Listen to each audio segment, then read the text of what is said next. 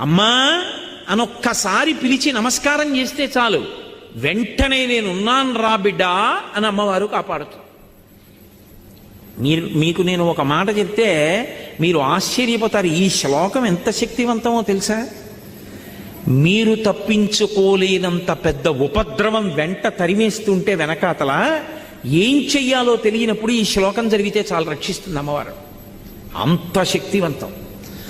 చండీ పరదేవత అనుగ్రహం అంటే అలా ఉంటుంది. అందుకే చండీ చరణవు అని చండీ పరదేవతని స్తోత్రం చేశారు శంకరాచార్యులు వారి ఈ శ్లోకంలో. అటువంటి అమ్మవారి పాదాలు పట్టుకుంటే సంస్కారవంతం చేస్తుంది మనస్సు.